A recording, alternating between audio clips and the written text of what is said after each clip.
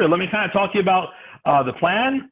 What we'd like to do is, if you have questions, type your questions into the attendee chat, and let us know what they are. But I'd like to get it started with, let's get it started with Jeff. So Jeff is our newest client. It's Pierce College. They are a multi-campus community college.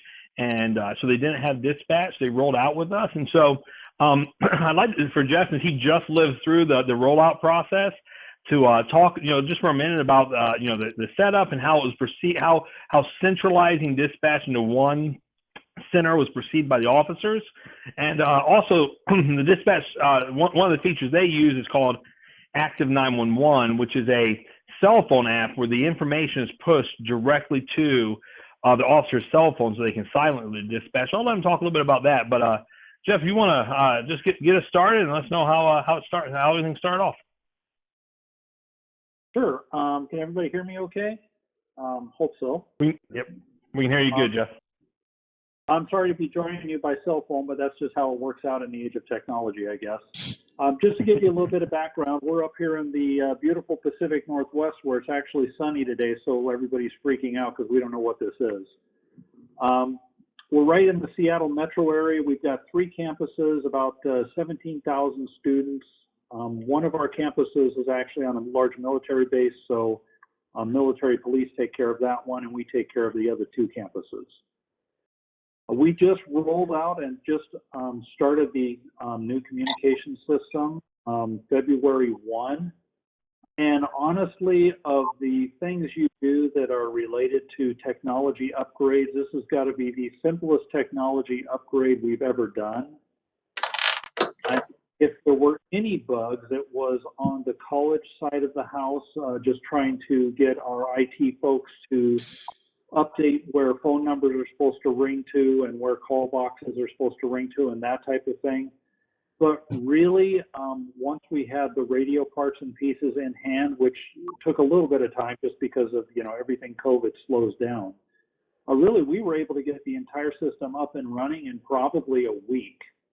And it was very simple. Campus Safety Dispatch sent us out an entire packet, so we were able to get people's badge numbers and locations and building addresses and all that kind of thing pre-populated into the system. So when we went at 6 in the morning on February 1, we were completely ready to go, and it really felt like the campus dispatch was fully prepared to take us on, and it's been great. Prior to having a central dispatch, we kind of had I call it like the Radio Shack of dispatch. During the day, we had our own dispatch center, but during the evening hours, our phones would go to a kind of clunky forwarding system where it would actually forward to the officers' radios, which is not great. And then a lot of times our evening officers work alone, particularly our graveyard officers. And while we do have 2 campuses, they're located quite a ways apart. They're about 17 miles apart, so we're not able to easily assist with backup just because it's too far. So having just the feature with the dispatch center calling us once an hour to check on our officer status has been really great. It really enhances our officer safety, and it makes them feel a lot better to know that helps right there on the radio for them. As far as the Active 911 app that all of our officers use, I don't want you to think because we're up in the Seattle metro area that all my officers are like technical gurus, because that's definitely not the case. Some of them have problems with email. But I just had a staff meeting this morning before this meeting, and I have to tell you that my officers, my sergeants, they were just ecstatic. They said, it's wonderful, it's great, this is the best thing ever. Something as simple as a vehicle unlock. Many times, you know how these calls come in. Somebody says, hey, I need my vehicle unlocked and I'm in parking lot B by the tree. And it's like, okay, well, parking lot B is, 1,000 cars and it's in a forest. So that's not helpful. So with the Active 911, it gives us all the information, including the caller's callback number. So the officers are able to easily look it up on their phone. They call the caller from the phone. They get the exact location and boom, they've got it handled. So it's really been great. And from a director standpoint, it's awesome for me because I can look and see what's going on, even if I'm at a meeting or, I've got other things going on and I can't listen to the radio. I can see what's happening on. So I covered everything you wanted, Tom, but that's kind of a Yeah, that was awesome. We're super happy. We're super happy a month in. That's awesome. That's awesome. I'd like to ask a question of Chief Glenn Deckert. So they use a blended system where half of their shift they do in-house internal dispatching, and then the other half they use outsourced dispatching, a centralized dispatch. And so I'd kind of like to hear, the merger of those two. How has that worked out? Is there a cost savings? Is it value add? Is it worth it to do a blended like that and that kind of thing? How's that worked out for you guys? So, Chief Deckert, good to see you, man. Hey, Tom. Sorry. Yeah. So, as you mentioned, I thought I had silenced all my phones, and of course I didn't. There we go. All right. Yeah, as you mentioned, we have a blended system now. And just to give you a quick little background, we're a very small liberal arts college with a very small sworn and armed campus police department. And we have had 24-hour on-site dispatch forever. I mean, I've been with this department 30 years and we've had it the whole time I've been here. But the downside has been that it is a student position. So it's been a kind of a tough challenge that we've managed to work out, but we've always known that there's some inherent, liabilities in that in terms of having non-professional dispatchers handling dispatch for police calls. And so we saw that already as we were considering going with Tom's service here that bringing in professional dispatchers is definitely a plus, but that challenge of the merger is going to be one of the things we're going to have to work out. So I will say, as another kind of caveat, we're 1 year in to doing this, and from my perspective, it's just it's a COVID year. So I'm still looking forward to an opportunity to just sort of have things a little more normal on our campus and then see how things go. But that being said, we have been very happy. We've been just thrilled with the decision. I think it was a high degree of difficulty for the officers in terms of buy-in. I think, just the harder you make it for them. So for them to have to make that adjustment, basically for us at around, midnight every night, they're going from this on-site dispatcher that they can come here in here and talk to, and they're jumping over, and there's some communications differences.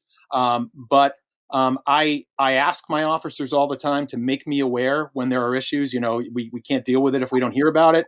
And there have been very few, but anytime they've had a concern or there's been a question or whatever, I would say one of my biggest satisfaction things with what we've had so far is the responsiveness of Tom to any question we've raised. I mean, it just immediately jumps on top of it and gets it done, gets it taken care of. There's never been an issue of having to convince him of the issue or get him to understand how important it is to me. He kind of starts with that presupposition and then he has addressed it. So, there's still things we're working out. We're about to start dealing with Active 911. And we haven't really rolled that out yet on our end. So it'll be interesting to see how that works for us. But so far, and just to answer the thing Tom mentioned, a big factor for us was the cost. Our school, like a lot of small private schools, are in some challenging financial times right now. And so we've been asked to cut in a lot of different ways. And so that was one of the big motivators. And it definitely has saved us money over staffing those hours. We basically have nights and weekends, mostly overnights with the remote dispatch. We're constantly looking at whether that's something we're going to need to expand more, and it's all pros and cons because now we get into service during our office hours that obviously remote dispatch can't provide. So we're considering that, but the fact that we're considering it shows you the fact that, we've been happy with the service we've gotten. So I think I hit everything, but let me know, Tom. Yeah, I think so, Chief. I think that, I was just talking to somebody last week that was talking about centralizing. They're talking about, and I had this, when I was a campus chief, I had this question. Why don't we just go with the city? Why don't we just have the city dispatch for us, right? And there's some pros and cons, and I'm going to have And about two questions, I'm going to have Chief Anders speak to that because he uses the city as part of that. But one of the things I consistently hear is, and this school I was talking to with the issue, they went in, they tried to get a contract with the city, and then all of a sudden the city started getting their calls, and the city's like, whoa, we're getting people asking us to unlock doors. Like, that's not a police call for service. Like, well, yeah, it is for us. I mean, someone's got to unlock the door, And so that's kind of one of the issues that we've seen with merging with the city. Now, we've seen it work for some colleges. And I tell colleges all the time, if your city PD is fine with that and they can do it for an affordable price, that's great, But if they can't, then there are some different options. And I'd kind of like to, based off of kind of one of the things you said, Chief, is I'd like to open it up to Chief Jenkins and ask him, and Mike Roth. Both of them are chiefs of Christian institutions, and I would say when I talk to them, their student expectation is very high. It just is. They're used to that on-site person. They're used to talking to somebody, and so I'd like to have each one of them talk. And we'll start with Chief Jenkins, and we'll go to Chief Roth. Talk about that service expectation level, because I know that that's probably a fear when we talk about centralizing, and if we're moving to the city, if we're moving to a county, or even if we're moving to a private dispatch, that service expectation, that probably is the big, I know when I was a small private college chief, that was my biggest concern. So if you guys can talk to that would be great. Yeah. One of the things I'll start out by saying is we took almost a year to make this transition to campus dispatch. It was a long process, but I wanted to vet them very thoroughly, is what I wanted to do, because I didn't want just us to jump into something that was going to decrease our service level to a point that I was going to get a lot of complaints. Now, anytime you transition, I believe you do get complaints. People are used to coming into the office, talking to somebody, or they don't understand all the questions they're getting when they're calling in. And that's been some of the things I've had to do along the way, is get them to understand more of it. And some of that has come from our maintenance department, because used to, they could walk in or they could call somebody and they could go, oh, this is what we need. And so we had a discussion like this about 2 months ago, and I haven't heard anything from it since then, because I kind of explained to them what was going on, because they were complaining about, well, when we called in about, this guy almost running over one of our employees, they asked a bunch of questions. And I said, well, those are always the questions that dispatchers should have been asking. The problem when we had our own dispatch, they weren't asking those questions. They were sending officers on calls, and they were just saying, yeah, I need you to go over to Linkley Mansion, which is our administrative building, basically, and never telling them what they're going on. So they could be going for a door unlock, or they could be going for an armed robbery, and they really don't know. And getting them to understand that, that's why we need to know, because we're going to react to those calls differently based on what we know from the dispatcher. So it's a good thing that they are asking all those questions and getting those questions done.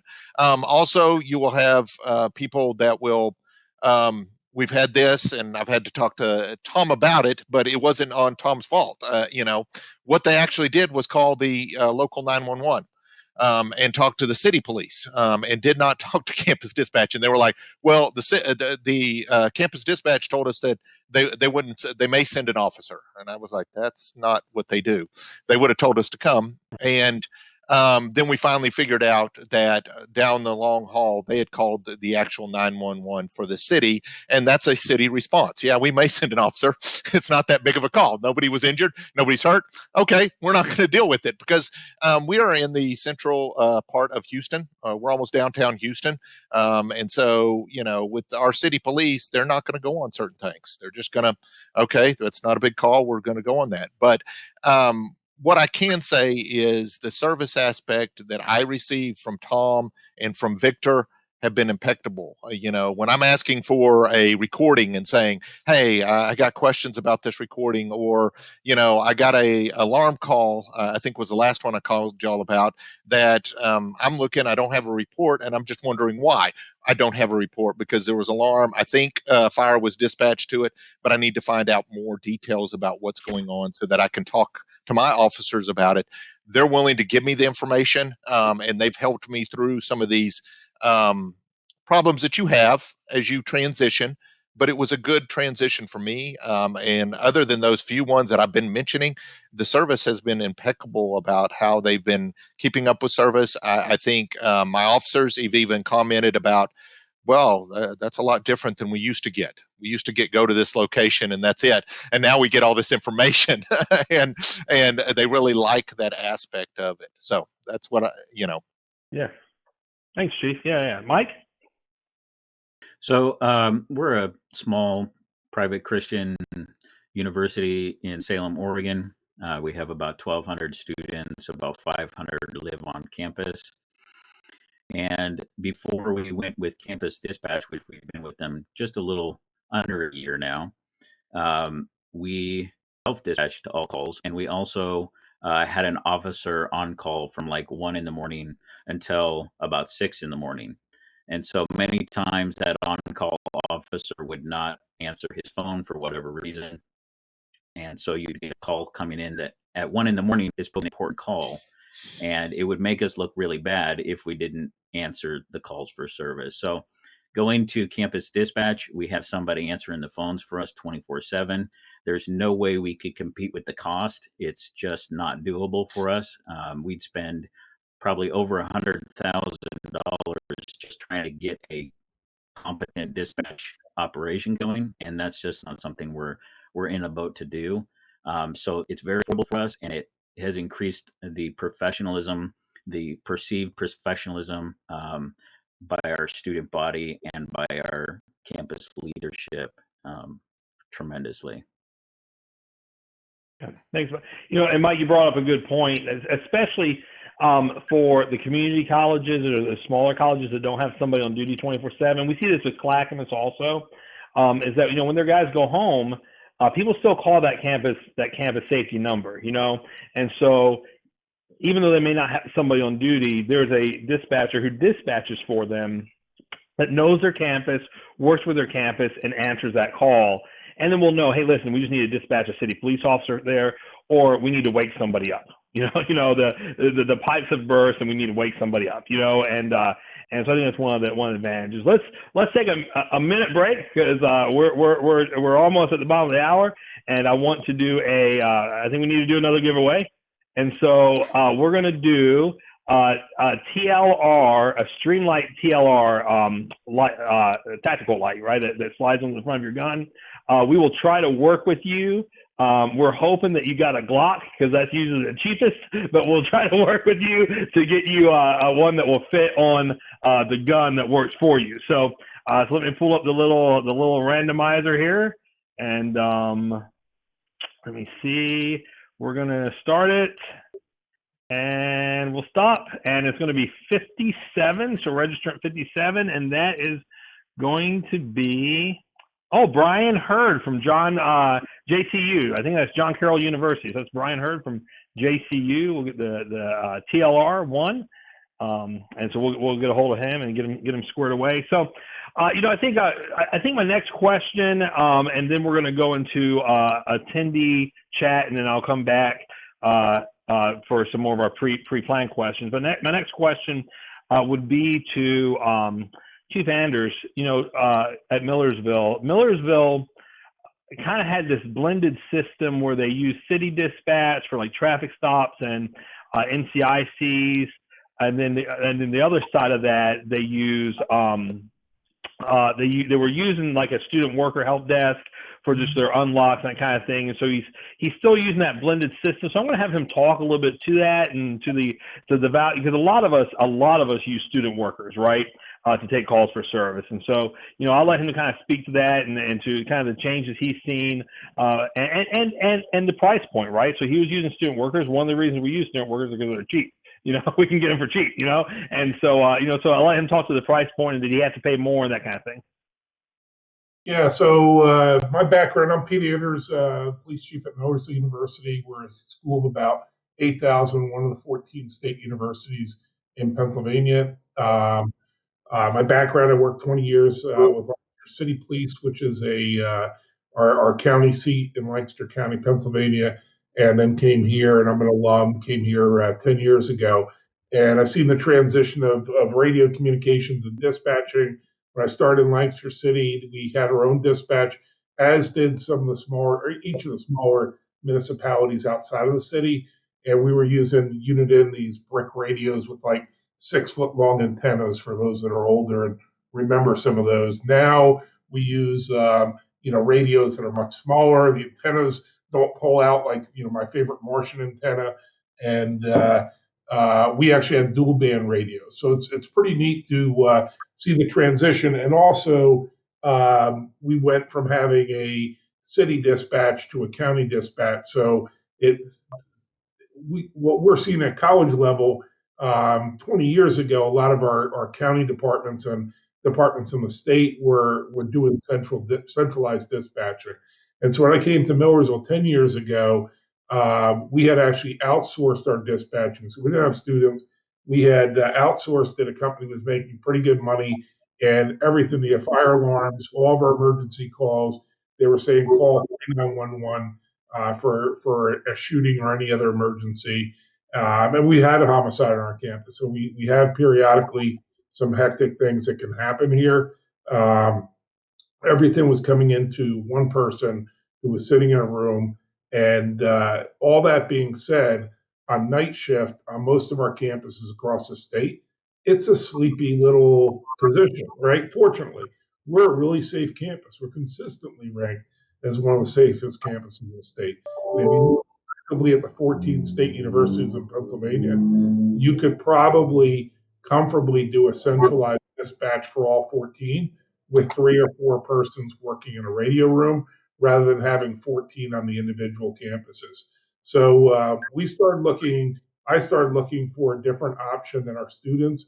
So we are fortunate that our county 911 service is willing to take our fire alarms, not the trouble and supervisory, but the fire alarms and any other 911 type call and dispatch us directly. And they do that for free because there's a county surcharge on 911 services that attaches to your cell phones in Pennsylvania. The other thing is they have the vision that they realize if there's a shooting or a robbery or major event where an officer's calling for help off campus, we are able to provide mutual aid as a commissioned police department. So our dual band radios function, and as Tom or somebody else said, they didn't want to get all the calls for the unlocks either. And so we then transitioned to a student, and by doing student dispatch for our non-emergency calls, we had 2 students working 24/7, and we simply were looking just for a different option. And campus dispatch and access has just been really a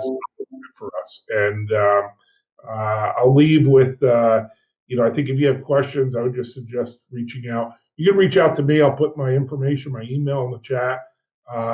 But everything that we've worked through and with the pandemic, we would have really absolutely struggled if we were on our old model with keeping our area open for students to be doing dispatch. So it's really been a win-win for us and I think I told Tom a couple of times, if I could clone myself, I'd have my clone do what Tom's doing for other campuses and areas, particularly in the state system. But I have zero interest in doing that. So, and I don't have a clone. So hats off to Tom and what he's doing, because I think it just is a value for other chiefs regionally and nationally. Yeah. Pete, that's, so people ask us a lot about the central dispatch, and we've seen a lot of models. So we've seen some counties do in-house private dispatch, and we think that, we've worked with many colleges, and today when we're doing these chats, we're going to work with anybody to help them get what works best for them, because I'll tell you, everybody who's involved in leadership here is a former campus chief, and all of us had trouble with dispatch, and so that's why we started this process. But realistically, we've helped many schools not use us, and go a different direction because that worked best for them, And so it really does come down to, how do we keep it affordable? Because we all lived it. We all knew what we all did that, and we know what we had. We know that we didn't have our own in-house dispatch because we didn't have $150,000, and we're not going to charge our schools $150,000 because we know that they couldn't afford that. I think that's an important piece. And she talked a little bit about the pandemic, and it didn't miss a beat. Didn't miss a beat, and have to worry about that. And I kind of want to, with that said, ask Chief Johns to talk a little bit about that, because we got a call from him, and they were kind of in that heart of the pandemic, and hey, listen, how fast can you get on? How fast can you help us out? And then we kind of rolled out the radio system, and we got a lot of questions on the chat about radio systems. And so Chief Johns is a great example. He uses a state band radio system, to communicate with his officers. And there was a process. It took us a while to work through that, but to date, we haven't been able to find a radio system we can't tie into. I'm sure there's one out there, and it will be a challenge. But I'll let Chief Johns kind of talk to his rollout and that process. If I didn't just lose him. No, he's there.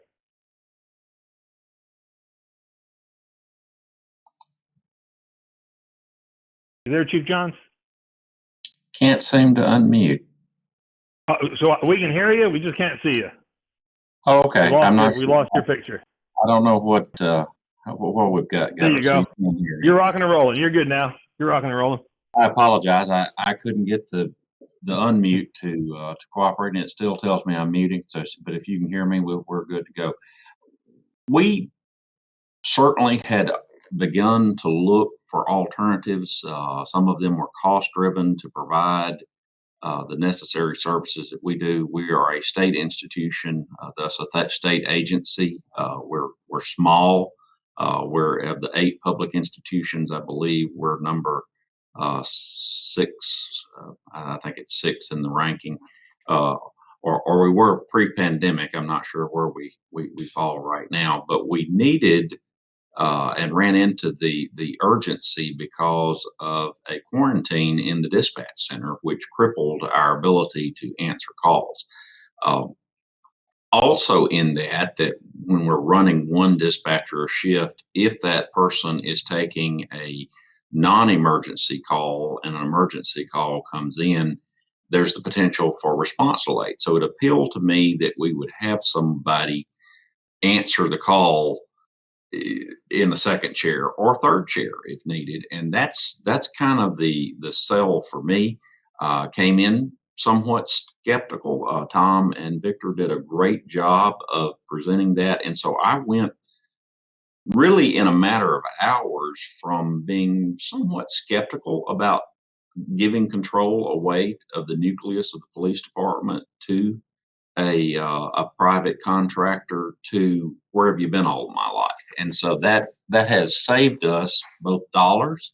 That was not our immediate consideration. Our consideration was service to the campus community, and we feel like we are better serving our community through this. They answer facility calls. We're slow walking into active 911. And as one of the other chiefs says, even though, we have a big CIS program here on campus in the education side, not all of our officers are tech savvy. And so we're having to combine and issue training with that. But we saved, I think, around $60,000 a year in this conversion, and we've rolled that into other parts of the department that included some salary increases in the patrol division, which obviously was met with popular demand. I have had one complaint that they liked knowing that the dispatcher was sitting in a building on campus. That came from an employee of the university.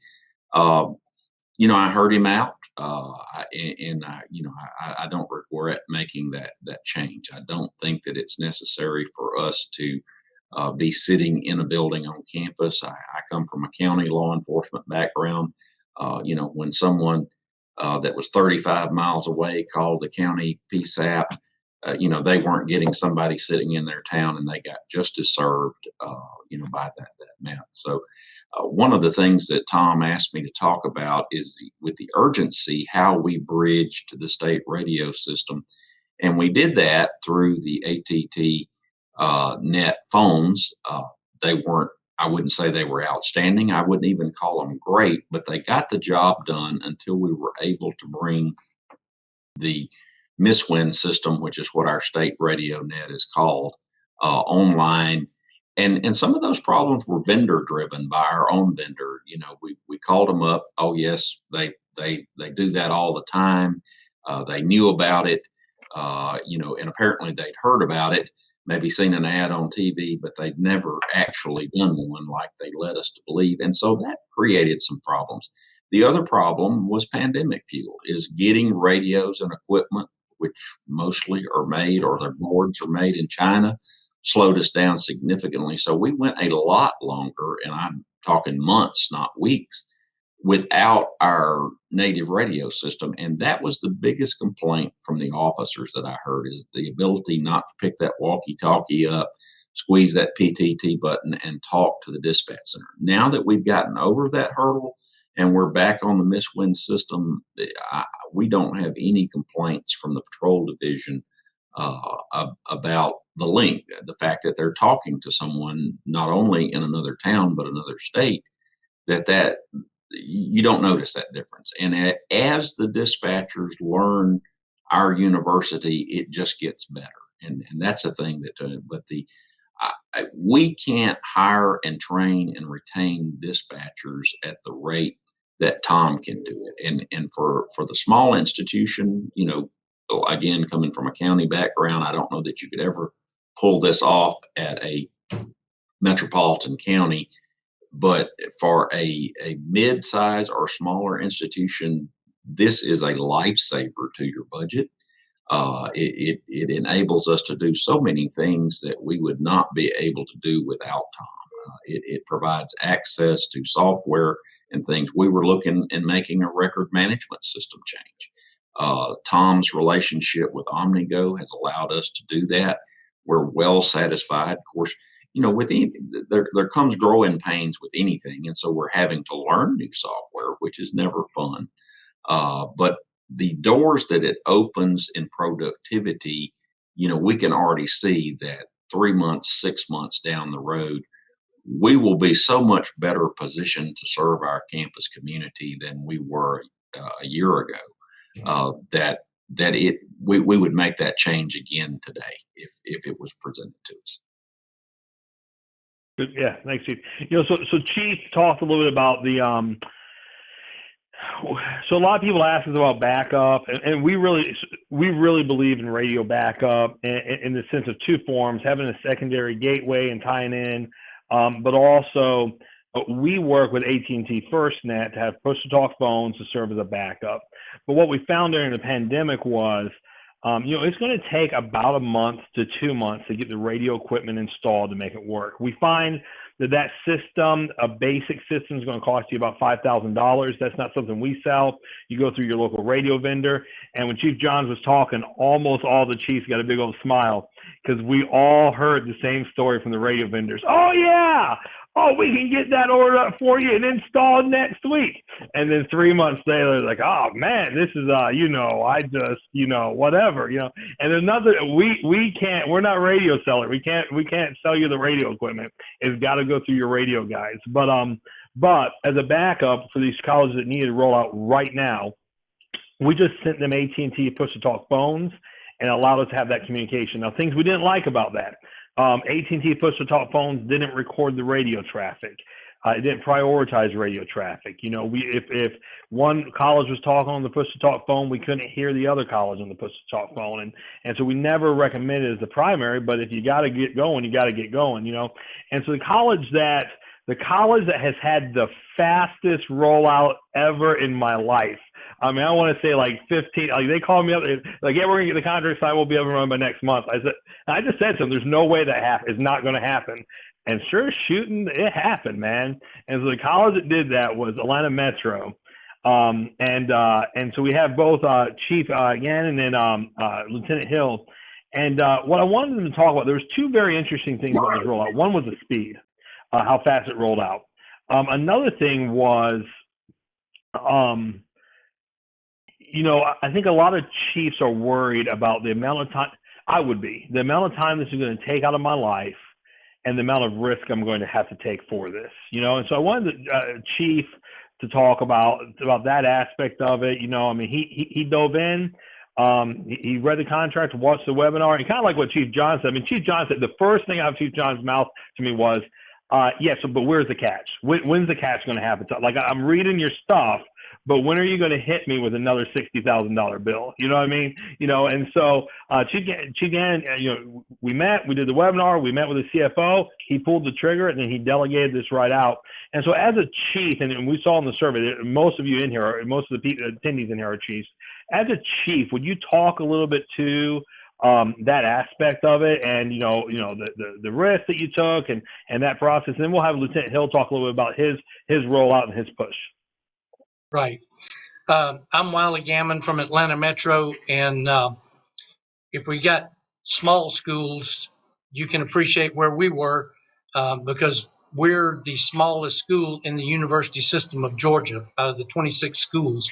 So we have very limited resources, and we were looking for ways to save money. And one of the things I found was Campus Dispatch. I did my research. I watched their video. I talked to some of the other chiefs that already were on the system at the time. And once I felt confident enough that they could handle what we needed them to, I brought our CFO and Lieutenant Hill, who is our assistant chief, together. And we had a conference call with Tom and Victor. Went through the whole thing, let everybody ask all the questions they needed to. And we talked dollars and cents. And then after the conference call, the CFO and I, we talked it over, and he was still a little bit on the fence. So I talked to Tom, and I think what threw it over was when he offered us the 6 months free, and that just was perfect for us. So anyway. I didn't give him 6 months free. All the chiefs just got ticked off, chief. Only kidding about that. Just trying to get a rise out of Tom, that's all.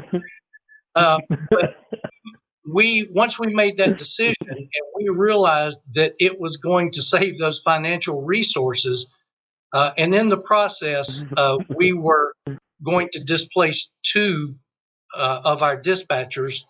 We kept one dispatcher on in a different role, but we closed our dispatch center entirely and went entirely with Campus Dispatch 24 hours a day, 7 days a week.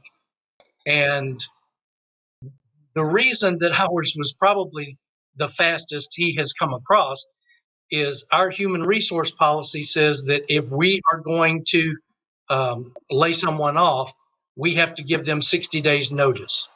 So essentially, once we made our decision, we had to make sure we had a 60-day window that those dispatchers had from the day we notified them until they were off the payroll. So we had 60 days. We had to get Campus Dispatch up and running without any hiccups, and still had time to test it before those folks were off the payroll. And so we really had a fire lit under us.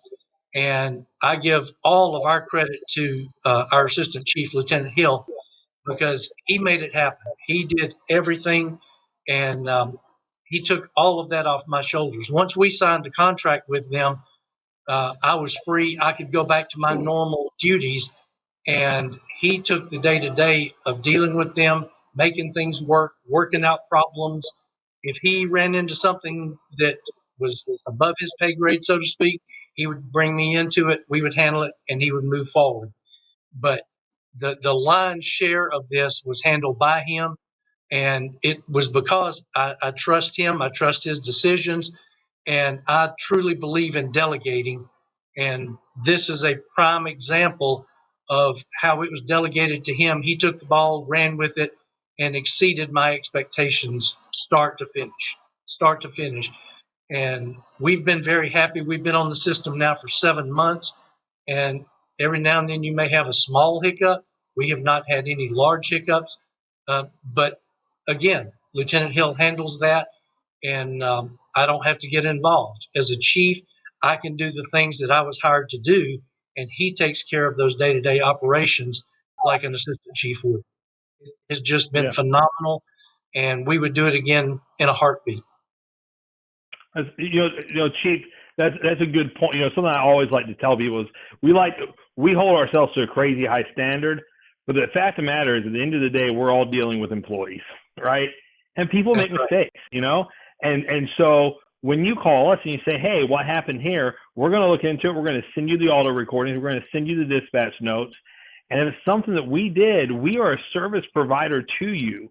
We are going to fix that. That's kind of the difference between a city dispatch and a contracted dispatch is we provide you a service. We work for you. And if it's something that you're not happy with, tell us, and we're going to work hard to fix that, So I'll turn it over to Lieutenant Hill. I mean, any tips for someone who's rolling out a centralized system like this, or, to kind of get the things done and push through?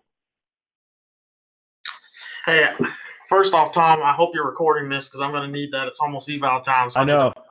I saw a plaque coming your way at the end of this meeting. So.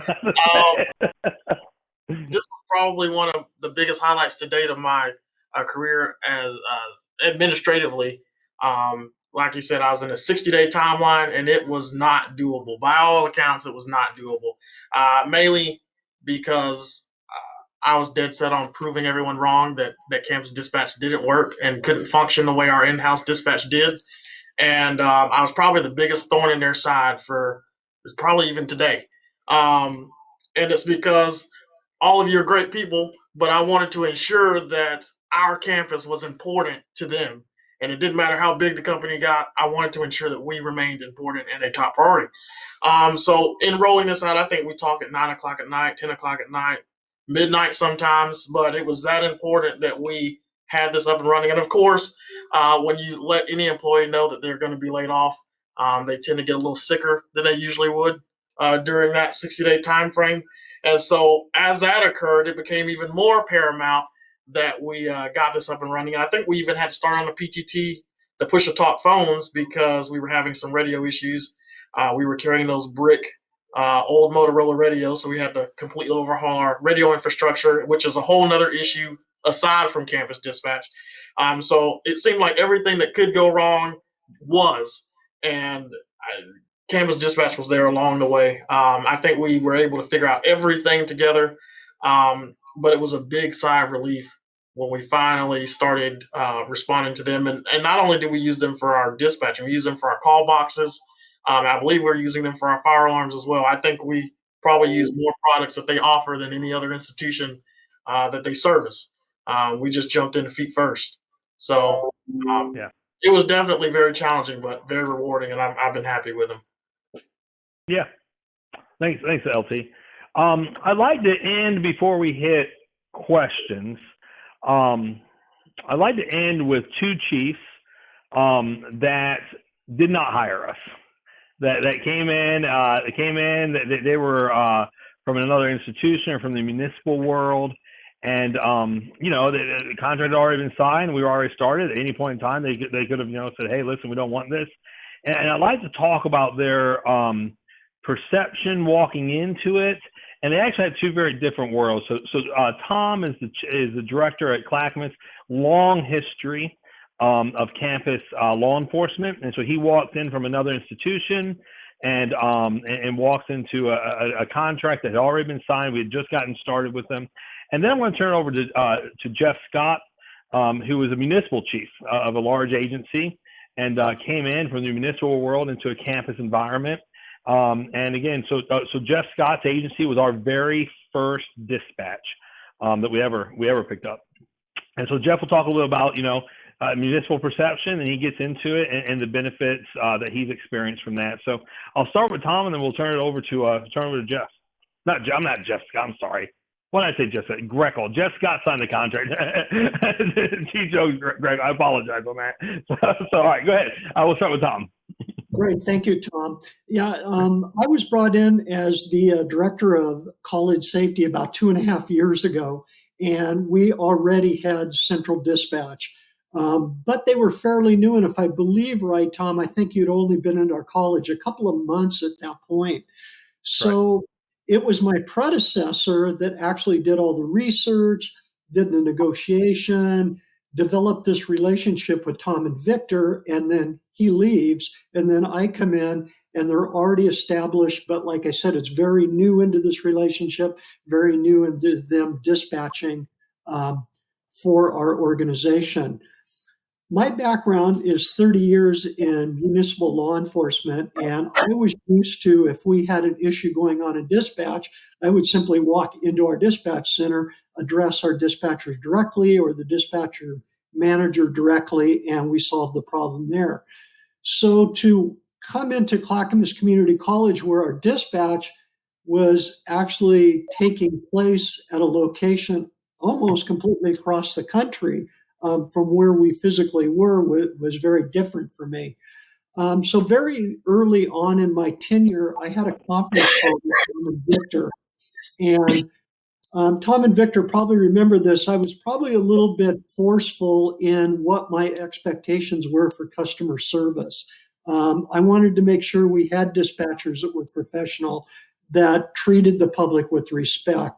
That we didn't have drop calls or any of those type of issues. The other thing was I wanted to make it very clear to Tom and Victor that I am not a technology guru. So when we had, if an issue were to come up or they were going to make a suggestion on how to improve service, I needed them to take the time to break things down into simplest terms for me so I could understand, so I could make an informed decision. And they've done that. They've been very good about that. I'm sure Tom and Victor sometimes shake their heads when we're not on Zoom or something and we don't see each other. They're probably shaking their head, laughing at me and go, "What is wrong with this person?" But it's just the way it is, and they've been very good about that. As far as the quality of dispatch service, I truly could not be happier. And a couple of the other chiefs commented about this, that yes, we did get a couple of complaints from folks in the beginning of, we're used to talking to somebody that's right on our campus. But we've had the service now for about 2.5 years, and I haven't had that complaint in the last couple of years. It did take a little time for their dispatchers to learn our campus, the same way it took our officers to learn the dispatchers. But again, over time, the dispatch service is just, the quality has just increased and increased. My final thing I think I'll say in a compliment to Tom and Victor, I have their cell phone numbers. I have their email addresses. I can track them down. No matter where Tom is in the country, I can pretty much track them down. And usually within an hour or so, I get a response from one of them, and we take care of whatever issue that is. And that's something as a leader that I greatly appreciate, that I'm not taking my time trying to run these people down and try to get an answer. Yeah, I got to scoop, Tom, but I just want to echo what you just said, because that's been my experience too. And as a chief that's available 24/7 most of my career, that's important to each of us. So I appreciate that with both you and Victor. Yeah. Thanks. And we're gonna end with Chief Grekel, and then we're gonna hit questions and do the gun giveaway. And I also need to give away a holster, a Blue Line ring, and the Blue Line mug. So, Chief, you really have, your agency's been with us the longest, and you're not new. You came in midway through and took over. So if you can talk a little bit about that transition coming from, you're walking into it. This is a new process for you. You didn't know anything about it. Never heard of it before, I'll turn it over to you. Well, thanks, and I apologize for being late. I also apologize if the lighting from this camera is bleaching out some of your video, because it's certainly not my head. It's just the lighting in this office. So, right. Given that, when I came into this office here, the previous chief had already signed the contract, and we were being now dispatched out of Indiana, which was for me a huge learning curve. The idea, and I came from local law enforcement. I was in a small suburb outside of Cleveland, and we had our own dispatchers. And then we had to close our dispatch office. We went to a central dispatch center. So I was used to, like it was said earlier, walking into dispatch, and if there was a problem, handling it with the dispatchers directly. We had a great relationship and a great ability to train our dispatchers along with us as we moved along. And we were able to kind of individualize those dispatchers to what we needed for our own city. So this was something brand new for me. And I also have Tom and Victor on my cell phone. It's nothing for me to pick the cell phone up, call them up, or dial a text or something like that if I have problems. I am not a technology guru either. I like to equate it to my musical experience. My musical experience ended in third grade with the flutophone. Well, so did my technological experience. I'm basically zero with technology. But the fact that these guys in Indiana who are taking care of our dispatch services also take care of a lot of the technology issues that we have between our campus and them. The ability to communicate has been really good. The responsiveness we've had from them has been outstanding. The customer service has been outstanding. And we're in the process now of trying to look at hopefully upgrading our radio system. And I'm sure communications is a big deal for all you folks. But the idea of switching from a VHF system to an 800 system, when I broached that subject with these guys, they said, not a problem. We'll handle it. We'll get it done. So that left me real comfortable to go out and try to find vendors now who can match prices for me. But knowing that the technology base was there is a huge comfort. So the idea of municipal dispatchers and college, higher education dispatchers, there is a difference. There is a difference between the response you get from a dispatcher when you're calling in for a car lockout or for a room lockout on how the dispatchers deal with those callers. And we've had nothing but polite dispatches if there was ever a problem. And I know we have had questions about specific calls.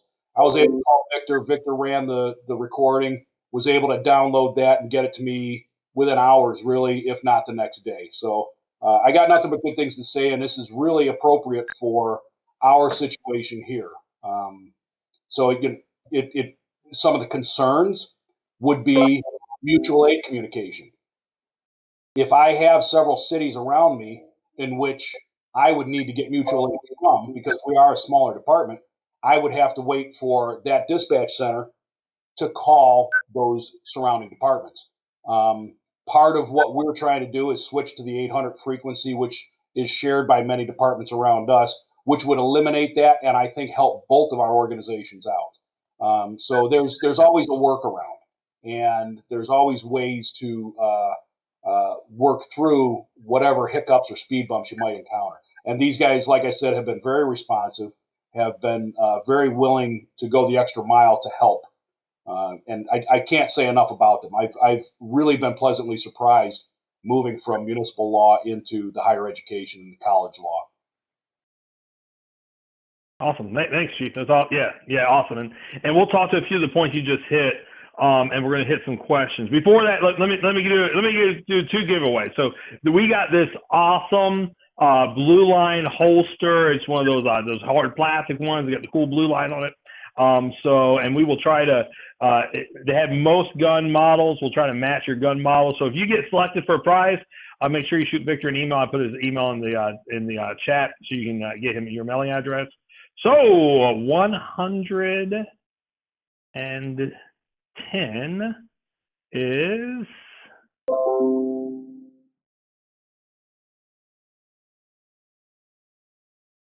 oh hey 110 Tom Sonoff. Congratulations, you got the holster, man. So let me do this Blue Line mug real quick here. Start, and it's number 19, and that is 19 is JC Paz. JC Paz, from Chief of Police over at Wabunsi. I can't say it. I'll email you. Anyways, all right. So let's talk about the questions. Let's talk about the questions. One of the questions we had was, how do you handle your do you keep one person on duty, and how does that work? And so I'll tell you the model that we've seen a lot of schools use. A lot of schools that had 24/7 dispatch will still keep a front desk office person working their front desk Monday through Friday, 9 to 5. And then the rest, and that's what we normally see. And we normally still provide them dispatching services during that time because they don't want their front desk worker having to deal with the radio traffic, and they're able to save enough that keep that front desk worker and then have us cover 24/7 so that front desk person can actually handle that. We've also, so we really see our service as 3 types of schools. One type of school, the school that has no dispatcher. They have no real money to hire 24/7 dispatch. They have nothing. We do 24/7 for an affordable price and get them that dispatcher. The second type of school we see is a school kind of like Chief Deckert. They kind of want that blended dispatch, and so we cover the nights and the weekends. Some schools just the weekends. We kind of do that blended. And the third type of school, and this is kind of Chief John's mindset on it was, hey, we want that backup. We like the fact that there's a dispatch center out there with 4, 5, 6 dispatchers on duty at any given time that can take our calls for service in case we have an emergency. And so what some of those schools have proposed to us is, hey, we're going to keep a dispatcher in our office handling, let's say radio traffic, and you guys handle incoming calls for service. And we kind of divide that up because we don't want to get a new fire alarm system, all that. We really just need that extra body in there for those emergency calls. The next question we got was about, so a good example for us is we had a massive power outage last week, a day or two ago. And there's a chief actually that's in the same town that had a power outage too. And how do we handle that? Well, of course, our center has backup generators and that kind of thing. So that kicks in. The second piece is we have a secondary location that kicks in and can pick that up. And the third piece is really, and we'll end with this, the third piece is really kind of one of the coolest things that's getting ready to happen. And that is that we have completely converted all of our dispatch software to be able to be accessed using a virtual reality headset. And so within the virtual reality headset, we can access from anywhere in America every one of our dispatch features. So I'm going to play you a video of a dispatcher inside the virtual reality headset. So when that dispatcher puts on that headset, they are dropped into a virtual dispatch center where they can talk to each other. This isn't like one day we want to do this.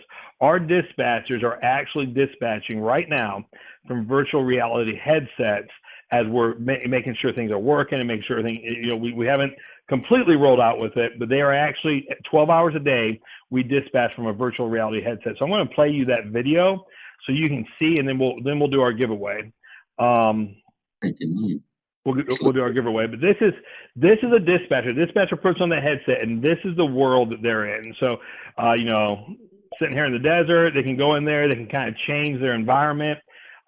Surrounded by them are other dispatchers that they can talk to and have a conversation with if they need backup information. One of the advantages to this is it really allows us to bring in technology that a single college wouldn't be able to afford, but that we could. This is a dispatcher this is in the active 911. And so if they wanted to enter in a new call, they just click new call, a new screen pops up, and that dispatcher can type in that new call information right there from the virtual reality headset. They can move those screens around, put them up there along the top grid if they need immediate access to it. These are Dropbox folders. So along the top grid, they have immediate access to Dropbox folders that have specific college information. This is their phone. This is our phone system. They can make calls from it. They can accept the calls from it. They can do whatever they need to do within the telephone system. And this is the radio system. This is the radio system that they can actually communicate over right through the virtual reality headset. They can talk to their officers. They can do playback from it. They can do everything they need to right from that VR headset. Here's our OmniGo CAD. They can open that up, pop that open, and open up a new call for service using the OmniGo CAD. It's a crazy world. And so how we deal with power outages is redundancy. So in our Angola office, we got the generators, we got the computers, but we also have computers that we can tap into using our VR headset on the East Coast, in Central America, not Central America, in the center part of the country, and then on the West Coast. And when those dispatchers put that headset on, they're tapping into a server right there in those different areas. And so, the question is, can we get copies of tape? So here's what's recorded. All telephone traffic is recorded, and all radio traffic is recorded. So those are the two items that are recorded. And then of course your CAD entries. So let's go ahead. I want Victor and I will stay on for a while. Chiefs that were on this webinar, man, thank you so much for giving your insight and giving your feedback. God bless you guys, man. It was great having you on. We are recording this, so anybody Randy Burr, we have a slingshot in California, but barely. That's about right, buddy. You have a slingshot, but you can't have the circular balls that go inside of it, man, or else they'll take you out. So anyway, so Chief, thank you so much for being on this webinar with us. We've recorded it. If you need a copy, if you came in late or anything like that, we will be happy to send it over to you. So God bless you guys.